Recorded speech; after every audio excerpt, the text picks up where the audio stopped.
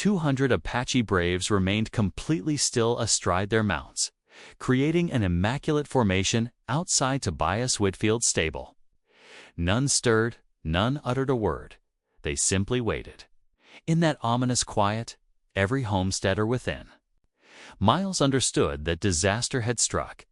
Tobias flattened himself against the stable's wooden wall, his rifle shaking in his calloused grip, peering through a gap between the planks.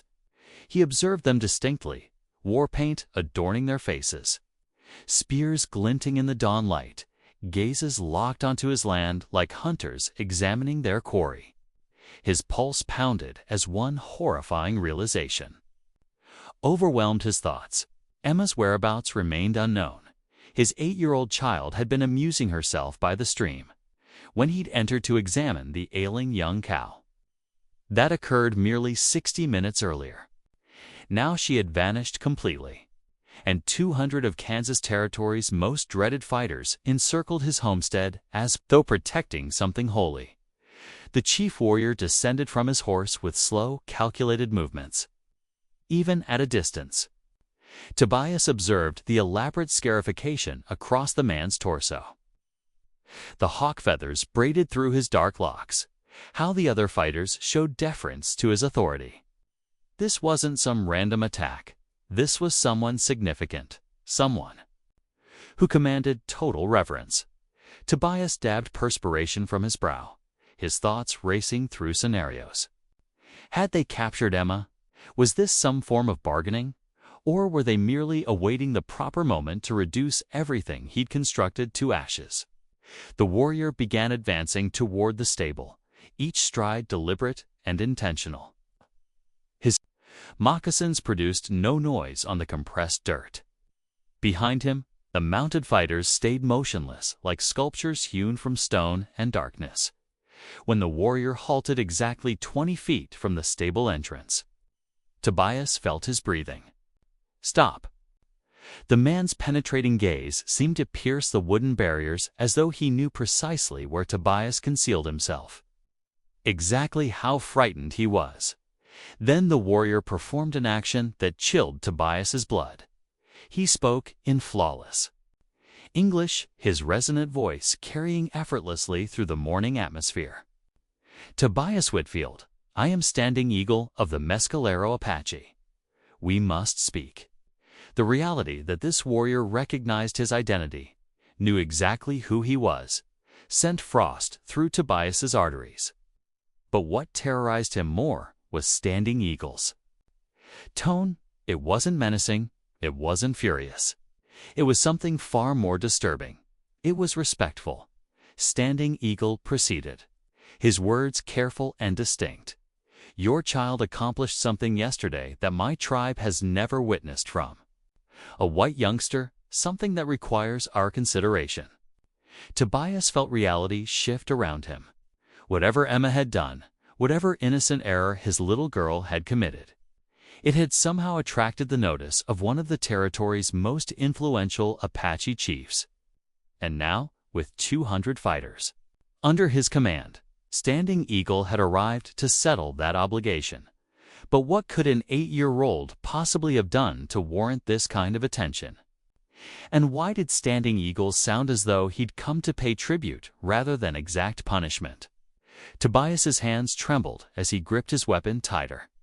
Every instinct urged him to remain hidden, to wait for the cavalry to do anything except confront 200 Apache fighters alone. But Standing Eagle's words resonated in his mind. Something about Emma, something she had accomplished that demanded their attention. Drawing a shuddering breath, Tobias emerged from behind the stable. The instant he appeared, every Apache fighter shifted slightly on their horses, hands moving nearer to weapons, but none unsheathed them. They simply observed, awaiting their leader's instruction.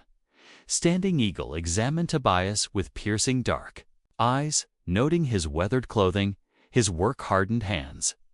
How he held his rifle like someone who understood its use but hoped to avoid it. When the Apache chief spoke again, his voice carried unexpected gravity. Yesterday at dusk, one of My fighters was perishing beside the creek that flows through your property. Tobias felt his stomach plummet. A dying Apache warrior on his land. If the territorial officials discovered this, they'd accuse him of sheltering the enemy. But if he'd turned the warrior away, these 200 braves would have sought vengeance instead of whatever this was. Alone. Wolf had been shot by buffalo soldiers 3 days before. Standing Eagle continued. He crawled many miles, seeking a place to die with honor, away from his enemy's sight. He selected the shade beneath the cottonwood grove near your stream. The cottonwood grove, Emma's beloved spot for playing with her dolls, gathering colorful stones, constructing tiny homes from mud and twigs. Tobias's throat dried as he grasped the implications. "My child," he began, but Standing Eagle lifted a hand for silence. "Your daughter discovered him there, a small white girl with hair like golden corn and a blue dress torn at the edge." Standing Eagle's description was exact, unmistakably Emma. Lone Wolf anticipated her to shriek, to flee, to summon men with firearms. Instead, the Apache leader paused, and momentarily something resembling amazement crossed his weathered features. Instead, she sat beside him. When she saw he was cold, that he shivered as death approached, she removed the blanket from her small shoulders, a blanket made of soft wool, obviously treasured by her, and she covered him with it. Tobias felt the breath leave his body. Emma's blanket, the one her mother had stitched before she died. The one Emma carried everywhere, the one she couldn't sleep without. She had given it to a dying Apache warrior. She remained with him. Standing Eagle continued, his voice growing gentler. She held his hand as he passed into the spirit realm. She sang to him a white child's lullaby until his breathing ceased. Then she placed wildflowers on his chest and whispered words of peace over his body. The implications struck Tobias like a physical assault. His 8-year-old daughter had not only shown mercy to a dying enemy warrior, she had performed what sounded remarkably like an Apache burial ritual. Without knowing it, without understanding the significance of her actions, Emma had honored a warrior's death in a way that would resonate profoundly with his people. Standing Eagle stepped closer. And now, Tobias could see something unexpected. In the warrior's eyes, not anger, not threat, but gratitude. No white person has ever shown such honor to one of our dying fighters. Your daughter gave Lone Wolf something more valuable than gold. She gave him dignity in death, comfort in his final moments, and respect for his spirit. But then Standing Eagle's expression grew serious again, and Tobias felt a chill run down his spine. However, there is a complication. Tobias Whitfield, a complication that brings us here today. The word complication hung in the air like a death sentence. Tobias felt his grip tighten on the Winchester as his mind raced through terrible possibilities. What kind of complication could Emma's act of kindness have created? What Apache custom had she unknowingly violated? Standing Eagle seemed to read the fear in Tobias's eyes. When we found Lone Wolf's body this morning, we also discovered something that changes everything. The Apache leader reached into a leather pouch at his side and withdrew something that made Tobias's heart stop. It was Emma's blue hair ribbon. The one her mother had given her, the one she wore daily. But something was wrong with it. Dark stains covered the fabric, stains that looked suspiciously like blood. Your daughter left this beside his body, Standing Eagle said, holding the ribbon up to catch the morning light. But these stains, they are not from Lone Wolf's wounds.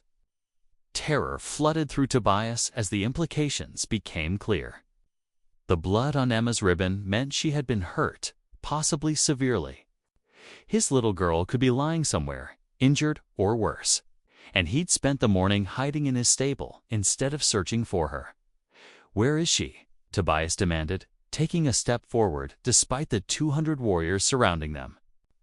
"Where is my daughter?" Standing Eagle's expression remained unreadable. "That is what we need to discuss." You see, according to Apache law, when someone shows such honor to our dead, they become part of our tribe. Your daughter's actions have bound her to us in ways that white men do not understand. The words hit Tobias like a physical blow. Apache law, tribal bonds, they weren't here to thank Emma for her kindness. They were here to claim her. She's 8 years old, Tobias said, his voice cracking with desperation. She doesn't understand your laws or customs. She was just being kind to someone who was suffering, which is precisely why her actions carry such weight. Standing Eagle replied, kindness shown without expectation of reward, compassion given to an enemy without hope of gain. These are the marks of a true Apache heart. By our ancient customs, she now belongs with us. Behind Standing Eagle, the 200 mounted warriors remained perfectly still. But Tobias could feel their presence like a weight pressing down on him. These weren't negotiating terms. They were stating facts. In their minds, Emma was already one of them. But there is another complication, Standing Eagle continued, and somehow his tone grew even more serious. The blood on this ribbon tells us that your daughter was injured while caring for Lone Wolf. She may be hurt, possibly badly. We need to find her quickly. The thought of Emma bleeding, scared and alone, sent panic coursing through Tobias's veins. Then let's stop talking and start looking. Every minute we waste here could be no. Standing Eagle's voice cut through his desperation like a blade. You do not understand the situation. If we find your daughter and she is badly injured, Apache law demands that we care for her as one of our own. That means taking her back to our camp, healing her with our medicine, raising her as an Apache. Child, the full horror of the situation crashed down on Tobias. Emma was hurt and missing. The Apache wanted to claim her as tribal property. And even if they found her alive, their laws might require them to take her away from him forever. Standing Eagle studied Tobias's anguished face for a long moment before speaking again. However, there is one way this can be resolved differently. One path that honors both Apache law and a father's love. Hope flickered in Tobias's chest, but Standing Eagle's next words extinguished it immediately. You must prove yourself worthy of raising an Apache daughter. You must complete 3 tests that demonstrate you understand our ways, our values, our connection to the spirit world. Only then can you keep the child who has become one of us. Tobias felt the ground shift beneath his feet. 3 tests, Apache trials that could involve anything from combat to spiritual ordeals to impossible quests. And if I fail, what happens if I refuse? He asked, though he already knew the answer. Standing Eagle's expression grew stone cold. Then we take the girl when we find her, and you never see her again. From somewhere in the distance came a sound that made both men freeze the faint. Unmistakable cry of a child calling for help. The child's cry pierced the morning air again, weak and desperate. Both Tobias and Standing Eagle turned toward the sound, which seemed to come from the direction of the old mine shaft about half a mile east of the property. Without thinking, Tobias started running toward the sound, but Standing Eagle's iron grip on his arm stopped him cold. Wait, the Apache leader commanded. This could be a trap. Buffalo soldiers have been known to use wounded children as bait to draw our warriors into ambushes. Tobias stared at him in disbelief. That's my daughter. Crying. I don't care if it's a trap. I'm not leaving her out there. But Standing Eagle's grip remained firm. If you charge in blindly and get yourself killed, who will complete the tests? Who will prove worthy of raising an Apache daughter? A father, not like a fool. The logic was brutal, but undeniable. If Tobias died trying to reach Emma, she would automatically become Apache property. But every second of delay felt like a betrayal of everything a father should be. Standing Eagle raised his hand, and immediately 20 Apache warriors dismounted and began moving toward the mine shaft in a coordinated pattern. They moved like shadows, disappearing and reappearing behind rocks and scrub brush, advancing with deadly efficiency. They will secure the area, Standing Eagle explained. If it is safe, we will retrieve your daughter. If it is an ambush, ... He let the implication hang in the air. Tobias watched in amazement as the Apache scouts vanished into the landscape like they had never existed. These weren't savage raiders, as the newspapers portrayed them. They were skilled military tacticians with decades of experience fighting both Mexican and American forces. Within minutes, one of the scouts reappeared and signaled back to Standing Eagle. The Apache leader's expression grew grim. She is there. She is alive. But she is trapped. Relief and terror fought for control in Tobias's chest. Trapped? How? The old mine shaft has partially collapsed. Your daughter fell through rotted boards that covered the entrance.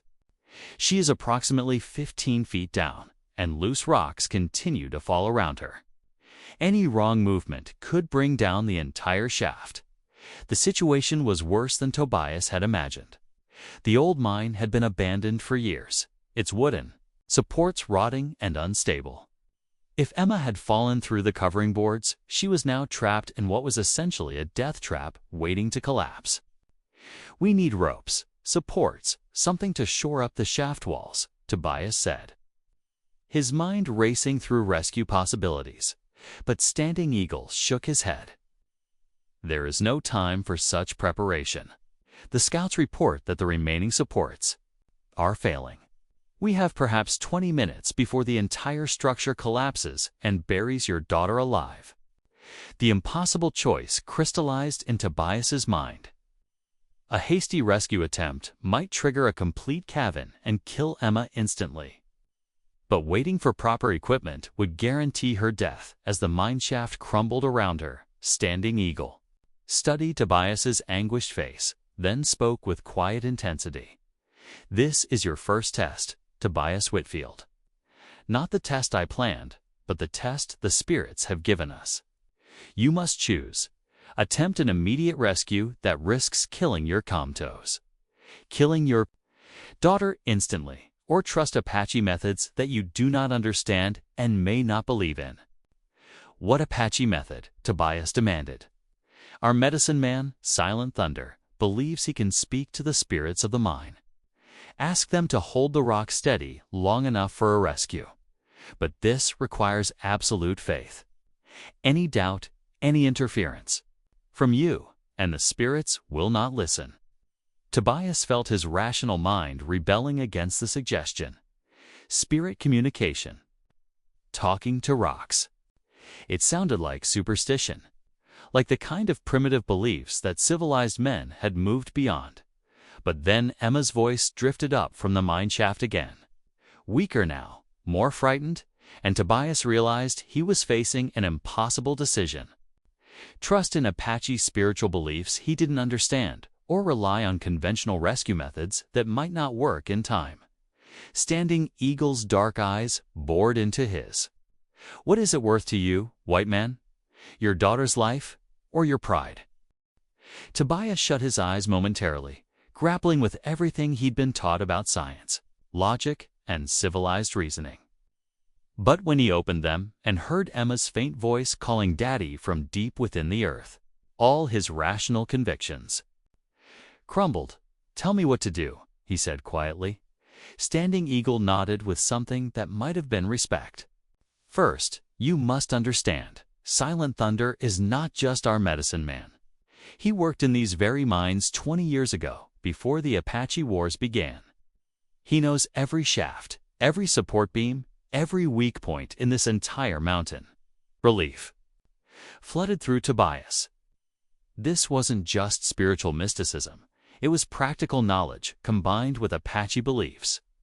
Silent Thunder actually understood the physical structure of the mine. An elderly Apache man appeared as if from nowhere. His face deeply lined, but his dark eyes sharp and alert. He carried a leather pouch filled with what looked like colored stones and small bones. Without speaking, he knelt at the edge of the mineshaft and began placing the objects in a precise pattern around the opening. He is asking the mountain spirits to hold steady. Standing Eagle, translated as silent thunder, began chanting in low, rhythmic Apache. But more importantly, he is listening to the sounds the mind makes, feeling for vibrations that tell him which supports are about to fail. Tobias watched in fascination as Silent Thunder's weathered hands moved over the rocks around the shaft. Opening. The old man's fingers seemed to read information from tiny shifts in the stone. Minute changes in temperature, almost imperceptible vibrations. "Emma," Tobias called down into the darkness. "Can you hear me, sweetheart?" "Daddy." Her voice was weak, but clear. "I'm scared. My leg hurts really bad, and there's rocks falling." Silent Thunder spoke rapidly to Standing Eagle, who translated. "Immediately. She is on a narrow ledge about 15 feet down. Her left leg appears to be broken, but she is not in immediate danger of falling further. However, the support beam directly above her is cracking. We have perhaps 10 minutes before it fails." 10 minutes. Tobias felt panic clawing at his throat. But he forced himself to stay calm. "What do we do?" "Someone light enough to not trigger a collapse must go down to her," Standing Eagle said. "But they must also be strong enough to lift her out, and they must move with absolute precision. One wrong step, one moment of hesitation, and the entire shaft comes down." Standing Eagle gestured to one of his warriors, a young man who couldn't have weighed more than 140 pounds, but whose lean frame was clearly all muscle. "Swift Hawk will make the descent. He has done this before in cave rescues." But Tobias shook his head. "No, she's my daughter. She's terrified and hurt. If a stranger tries to grab her, she might panic and move at the wrong moment. It has to be me." "You weigh too much," Standing Eagle said bluntly. "Your weight will collapse the ledge she's on." "Then teach me how to move like you do. You've seen your men disappear into this landscape like ghosts. Show me how to make myself lighter, how to read the mind the way Silent Thunder does." Standing Eagle studied him for a long moment. "This is dangerous beyond anything you understand. One mistake, she's my daughter, Standing Eagle. I won't let her die thinking her father abandoned her." Silent Thunder spoke again, his words urgent. Standing Eagle's translation sent ice through Tobias's veins. "The cracking is accelerating. 8 minutes, no more." Without another word, Standing Eagle began stripping off Tobias's heavy boots, his thick belt, anything that added unnecessary weight. Apache method. You become part of the mountain, not something fighting against it. Feel for solid stone before each step. Distribute your weight across the maximum surface area. Move like water, not like a man. He handed Tobias a length of braided leather rope. "This will hold your weight and hers together, but only if the anchor points remain stable." Tobias looked down into the dark mouth of the mine shaft, where his 8-year-old daughter waited in pain and terror. In 8 minutes, the whole thing would collapse. He had one chance to get this right, as he prepared to lower himself into the darkness. Silent Thunder grabbed his arm and spoke directly to him in broken English. "Mountain spirits, they test your heart. You go down as white man, you come up. As father, trust the stone, trust your daughter, trust Apache way."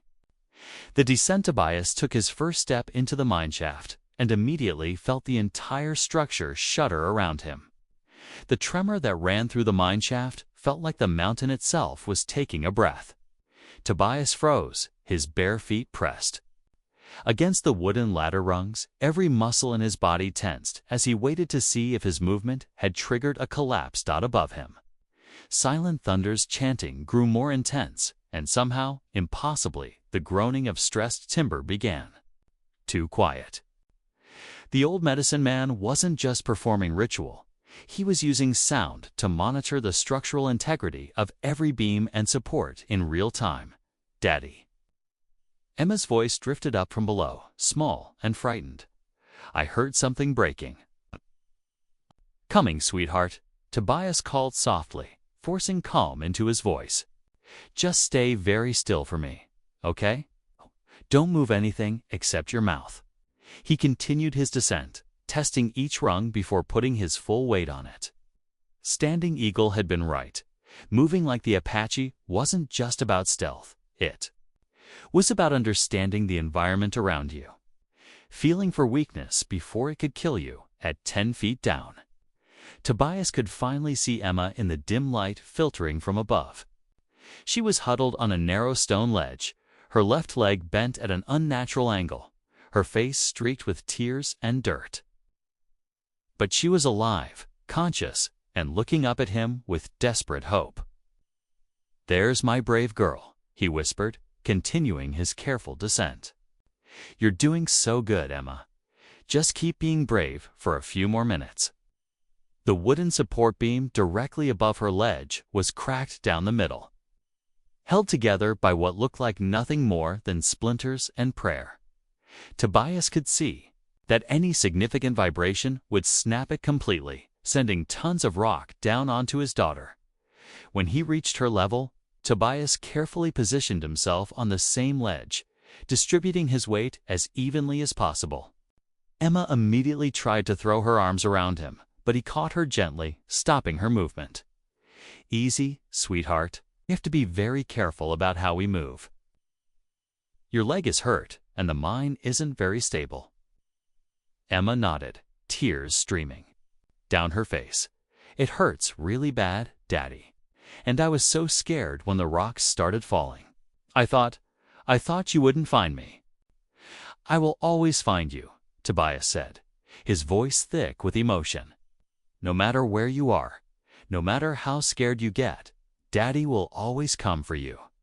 He began working the rope around both of them, creating a secure harness that would allow them to be pulled up together. As he tightened the knots, a new sound echoed through the shaft, the distant rumble of approaching horses. Through the opening above, Tobias could hear Standing Eagle shouting orders in Apache. Then the Apache leader's voice called down to him. "Buffalo soldiers approaching. A full cavalry patrol. We have perhaps 3 minutes before they arrive." The implications hit Tobias like a physical blow. If the cavalry found 200 Apache warriors on his property, they would assume an attack was in progress. They would open fire immediately, turning his farm into a battlefield. And if he and Emma were still trapped in the mine shaft when the shooting started, Standing Eagle's voice echoed down again, more urgent now. "The soldiers will think we are holding you hostage. They will not negotiate. They will attack. You must come up, now." But the rope wasn't properly secured yet. Emma's leg needed to be stabilized for the ascent. And the cracked support beam above them was making new sounds, ominous creaking that suggested imminent failure. From above, Tobias could now hear the thunder of cavalry horses getting closer, along with shouted commands and the metallic sound of weapons being readied for battle. Emma looked up at her father with wide, frightened eyes. "Daddy, what's happening? Why do you look so scared?" Tobias realized they were caught in an impossible situation. If they stayed in the mine to finish the rescue properly, they would be trapped underground when the shooting started above.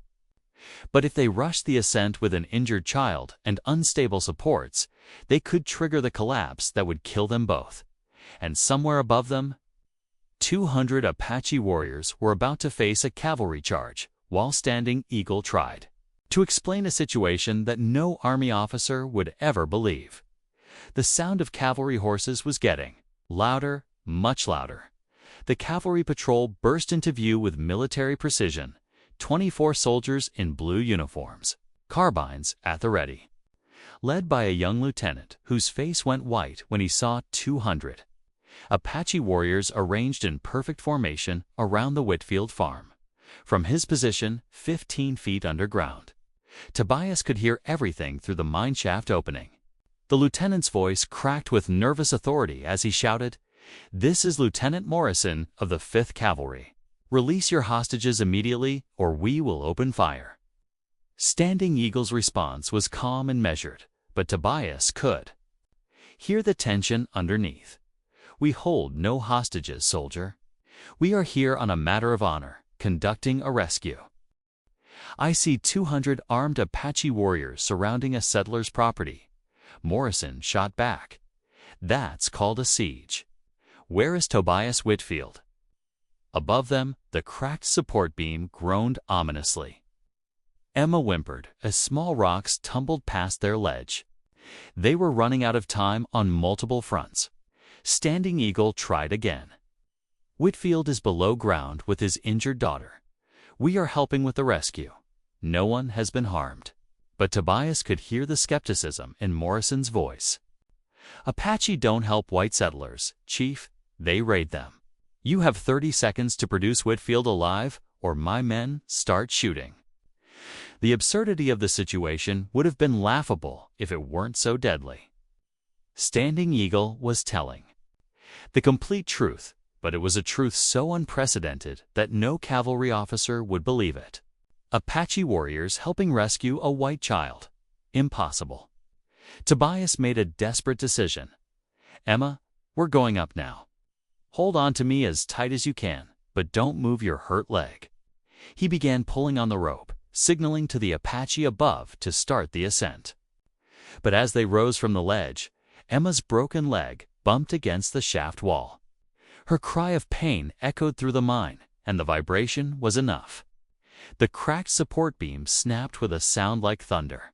Rocks began cascading down the shaft as the entire structure started its final collapse. Tobias pulled Emma against his chest and pressed them both against the shaft wall as debris rained around them. The rope jerked upward, faster now. The Apache had heard the collapse beginning and were pulling with desperate speed. Above ground, the sound of the mine collapse convinced Lieutenant Morrison that his worst fears were confirmed. They're executing the hostages, he shouted. Open fire. The crack of 24 carbines firing in unison echoed across the farm. But instead of returning fire, the Apache warriors did something that stopped Morrison's next volley before it could begin. They all dismounted, laid their weapons on the ground, and raised their hands. 200 of the most feared warriors in Kansas Territory had just surrendered without firing a single shot. Morrison stared in disbelief as Standing Eagle walked forward.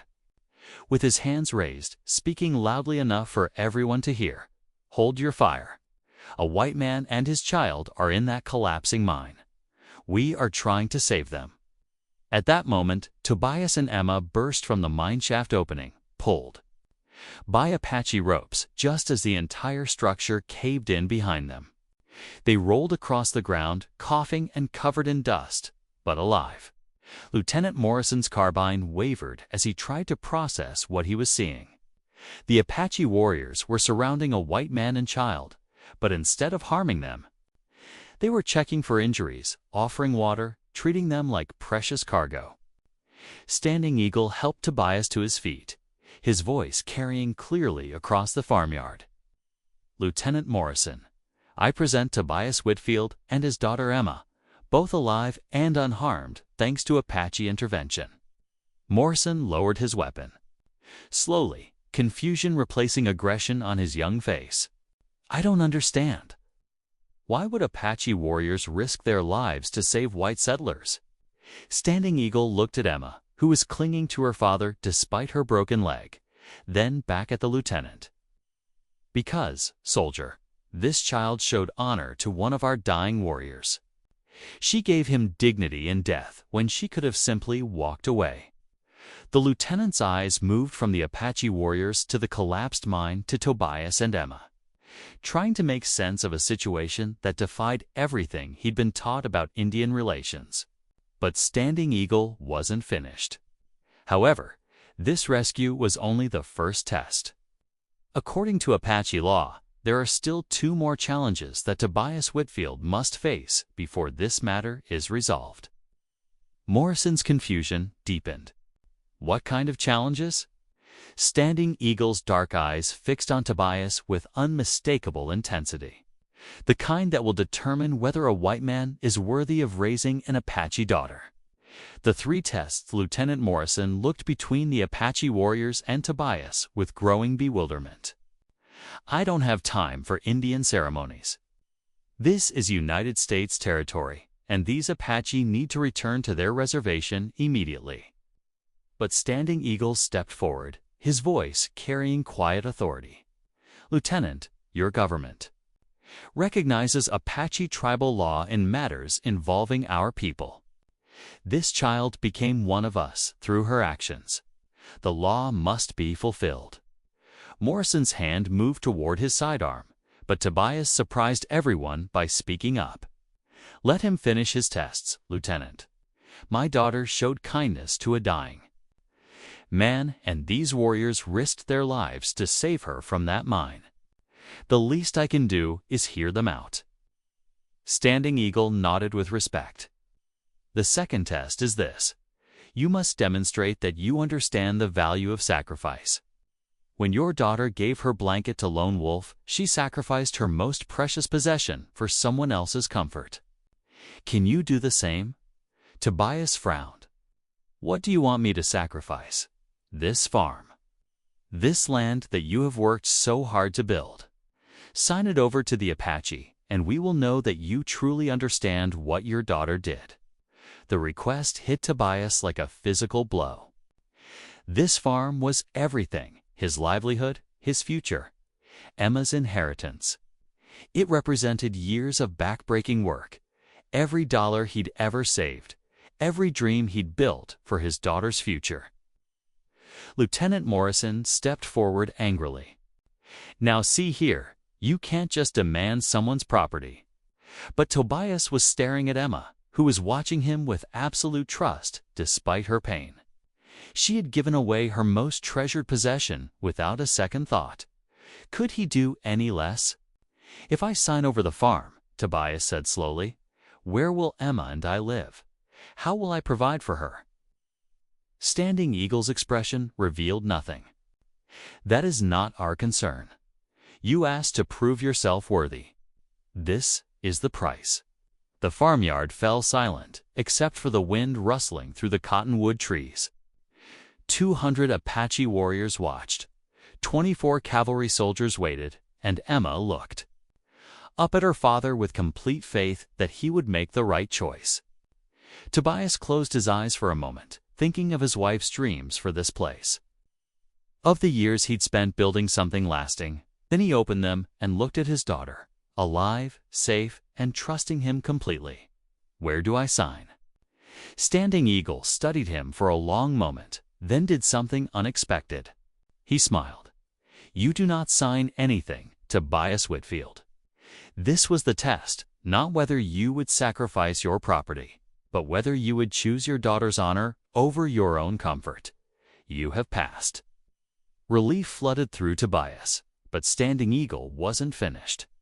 "The third test is the simplest, but perhaps the hardest. You must accept that your daughter is now part of two worlds, white and Apache. You must promise to teach her both ways, to honor both sides of who she has become. Can you do this?" Tobias looked down at Emma, who had shown more wisdom and courage in 8 years than most adults managed in a lifetime. "I promise." Standing Eagle reached into his pouch and withdrew something that made Emma gasp with joy. Her blue wool blanket, cleaned and mended, but unmistakably hers. Lone Wolf's spirit whispered to us where to find this. He wanted your daughter to have it back, with his gratitude for her kindness. As Emma clutched her blanket with tears of happiness, Standing Eagle turned to address both the cavalry and his own warriors. "Let this day be remembered. A white child showed us that honor and compassion know no boundaries of race or tribe. And a white father proved himself worthy of raising an Apache daughter." One by one, the Apache warriors mounted their horses. Before leaving, Standing Eagle placed his hand on Emma's head in blessing, then clasped Tobias's arm in respect. "When she is older, she will be welcome in any Apache camp. She has earned that right through her actions, and you have earned the right to guide her there." As the Apache warriors rode away and the cavalry prepared to follow, Lieutenant Morrison shook his head in amazement. In 20 years of frontier service, I have never seen anything like this. The resolution Tobias sat beside Emma as the sunset painted the sky orange and red, holding his daughter close as she clutched her returned blanket. "Daddy," she said quietly, "I didn't know giving someone a blanket could cause so much trouble." Tobias smiled, stroking her corn silk hair. "Sometimes, sweetheart, the most important things we do seem like the smallest things at the time. You showed kindness to someone who needed it, and that changed everything." Epilogue. Emma Whitfield grew up to become one of the most respected teachers in Kansas Territory, fluent in both English and Apache, bridging to worlds that had seemed impossible to connect. She never forgot the lesson that a simple act of kindness could transform enemies into allies. Tobias never remarried, devoting his life to raising his remarkable daughter and honoring the Apache wisdom that had saved them both. His farm became a place where settlers and Apache could meet in peace, a testament to what understanding could accomplish. Standing Eagle kept his word. Emma was always welcome in Apache camps, where she learned traditional crafts and stories. When she married years later, warriors from his tribe attended her wedding, honoring the child who had shown them that courage and compassion could flourish in any heart. The blanket Emma had given to Lone Wolf became a symbol passed down through generations, reminding all who heard the story that true honor knows no boundaries of race, age, or circumstance. Final message. If you loved this incredible story of courage and compassion, make sure to subscribe to our channel for more amazing tales from the Old West. Now, click on the video on the screen to hear a story even better than this one, with courage so powerful and a twist so unexpected. You won't forget it anytime soon. Click on the video now.